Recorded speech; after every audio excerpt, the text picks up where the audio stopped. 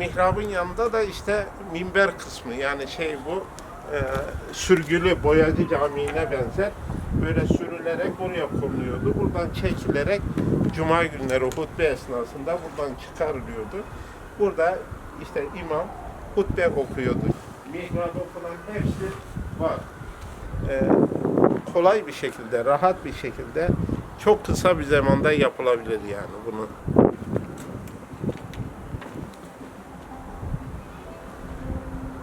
Burası mihrap bölümü, yani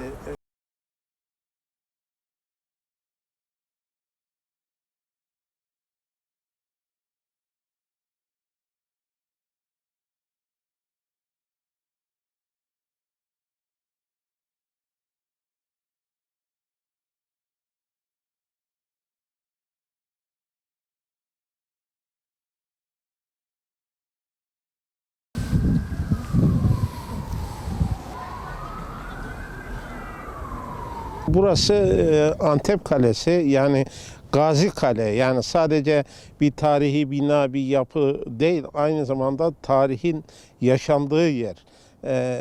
Tabii geçmişi çok eskilere dayanıyor. En mükemmel şeklini Memlüklüler devrinde almış. Daha öncesi var da, fakat Memlüklüler zamanında kale restore ediliyor, düzenleniyor, mükemmel bir hale getiriyor. Memlüklülerden sonra Osmanlılara geçiyor. Osmanlılar da kaleyi çok muhafaza ediyor. Mükemmel bir şekilde tanzim ediyorlar. Ve burada şu anda yanında bulunduğumuz cami yapılıyor buraya, hamam yapılıyor. Aynı zamanda küçük bir çarşısı da var kalenin üzerinde. Evleri de var. Yani meskun bir mahalle, yani kale canlı bir mahalle. Tabii Birinci Dünya Savaşı'nda bildiğiniz gibi Fransızların işgali sırasında kalede mühim vazife gördü. Aynı zamanda burada bizim askerlerimiz muhafaza oluyordu. Bir de kalenin üzerinde bir tane top vardı. Yani o bizim topumuz çok meşhur. Şu anda Louvre Müzesi'nde Fransızlar onu çaldı, daha doğrusu alıp götürdü demeyelim de çalıp götürdüler. Yani o top, yani düşmana zayiat vermekten ziyade gümbürtüsüyle, yani sesiyle düşmanı korkutuyordu. Ama tuhaf bir yapısı vardı. Bir defa atıldı mı darmadağın oluyordu. Yani tekeri bir tarafa gidiyor, gövdesi bir tarafa gidiyor. Bizim ustalarımız tekrar topluyor onu. Tekrar işte top mermisini dolduruyor, atış yapıyor. Bu kalemizin böyle bir özelliği var.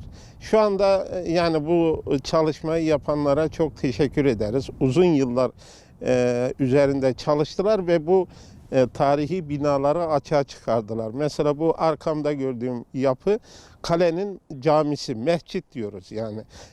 Mescit özelliği var. İçinde cuma namazı da kılınıyordu yani. Mihrabı var, minaresi vardı. Yani mükemmel bir şekildeydi.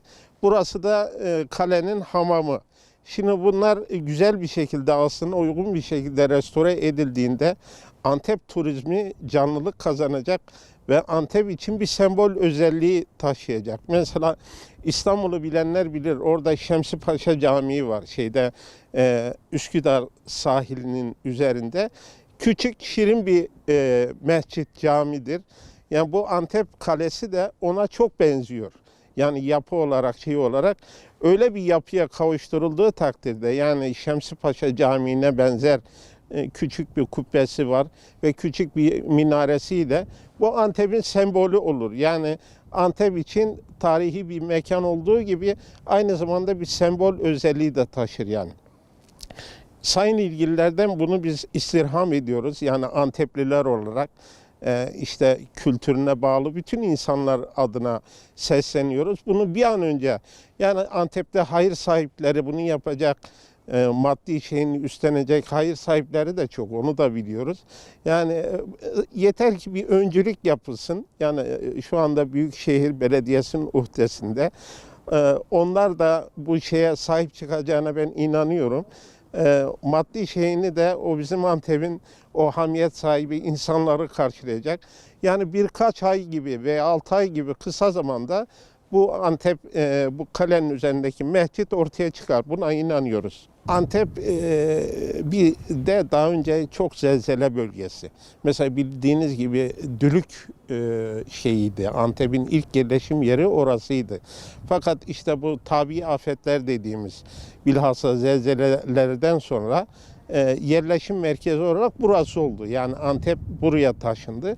İşte bu yine bu zelzelelerden vesaireden sonra yıkım oluyor. Yıkımdan sonra bir daha restore edilmiyor, yapılmıyor yani. İşte derken üzerini toprak kaplıyor, şeye kaplıyor. İşte bu sonradan yani 100 yıl önce açığa çıktı bu şekil. Mescit hali aşağı yukarı eskiden beri biliniyordu yani şey yapılıyordu. Hatta yani savaş sırasında bunun binanın yerinde namaz kılındığı söyleniyor. Yani bizim askerlerimiz, mücahitler burada cemaatla namaz kılıyorlardı yani. Ama kubbesi yıkılmıştı o zaman. Tarihi bir eser. Yani bu bir zaman bir de tarihi bir sorumluluk yani bir mesuliyet var. Yani bunu bir an önce yapılması lazım. Böyle yapıldığı takdirde yani İzmir'in Kadife Kalesi gibi mesela burada çay bahçesi gibi de düzenlenebilir. Büyükşehir Belediyesi işletebilir yani. Burada vatandaş gelip çayını içer, Antep'i seyreder. Ondan sonra öğlen ikindi namazları bu camide kılınabilir. Bu hamam da mesela sanat galerisi gibi veyahut savaşa ait eşyaların sergilendiği bir yer olarak kullanılabilir. Yani bu hamam kısmı da restore edilip yani Antep'in kültürüne sunulabilir yani.